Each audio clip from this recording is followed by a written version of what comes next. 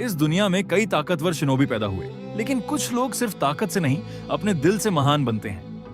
होकागे, एक ऐसा नाम जिसे सुनकर दुश्मन कांपते थे और गांव वाले सुरक्षित महसूस करते थे।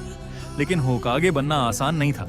इसके पीछे थी दर्द की कहानी, सैक्रिफाइस और अपने लोगों के लिए सब कुछ छोड़ देने की ताकत। आज हम जानेंगे हिडन लीफ विलेज के सभी होकागे की पूरी कहानी। सबसे पहले आते हैं हशिरामा सेंजू, एक ऐसा इंसान जिसे लोग गॉड ऑफ शिनोबी कहते थे। उस समय हर तरफ युद्ध था, बच्चे तक लड़ाई में मर रहे थे। सेंजू और उचिहा क्लैन एक दूसरे के खून के प्यासे थे, लेकिन हशिरामा का सपना अलग था।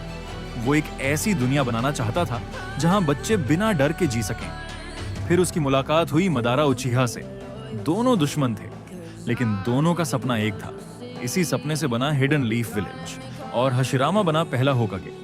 उसकी वुड स्टाइल इतनी खतरनाक थी कि टेल्ड बीस्ट्स तक उसके सामने टिक नहीं पाते थे। लेकिन उसकी असली ताकत उसकी पावर नहीं, उसका दिल था।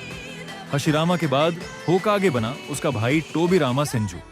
जहां हशिरामा लोगों पर भरोसा करता था, वहीं टोबिरामा हमेशा सतर्क रहता था। उसने विलेज के रूल्स बनाए, निंजा एकेडमी बनाई, पुलिस सिस्टम बनाया। उसने कई डेंजरस जुत्सु भी बनाए, शैडो क्लोन जुत्सु और एडो टेंसेई जैसे फोरबिडन टेक्निक्स।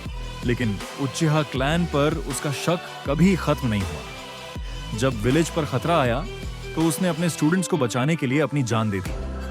इसके बाद आए हिरुजेन सरुतोबी, जिन्हें लोग प्रोफेसर कहते थे क्योंकि वो लगभग हर जुत्सु जानते थे। उनके समय में विलेज काफी पीसफुल था, लेकिन अंधेरा धीरे धीरे बढ़ रहा था। उनका स्टूडेंट ओरोचिमारू पावर के पीछे पागल हो चुका था।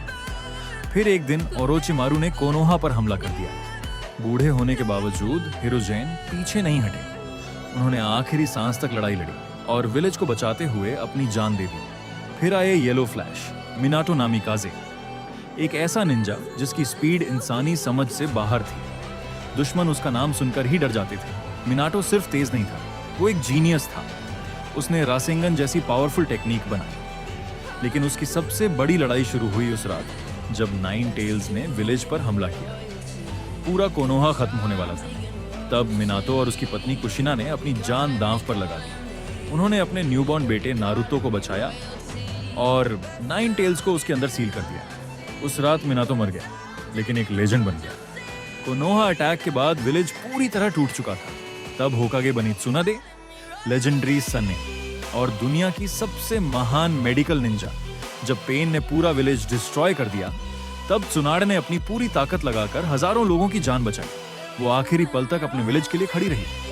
इसके बाद होकागे बना काकाशी हताके, एक ऐसा इंसान जिसने बचपन से सिर्फ दर्द देखा था। उसने अपने पिता को खोया, अपने दोस्तों को खोया, अपने टीचर तक को खो दिया, लेकिन फिर भी वो अंधेरे में नहीं डूबा।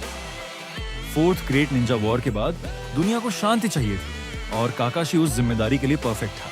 उसने विलेज को मॉडर्न बनाया और युद्ध के बाद लोगों को फिर से जीना सिखाया। एक छोटा सा बच्चा जिससे पूरा गांव नफरत करता था, जिसके पास ना फैमिली थी ना दोस्त। लोग उसे मॉन्स्टर समझते थे क्योंकि उसके अंदर नाइन टेल सील्ड था। लेकिन नारुतो ने कभी हार नहीं मानी।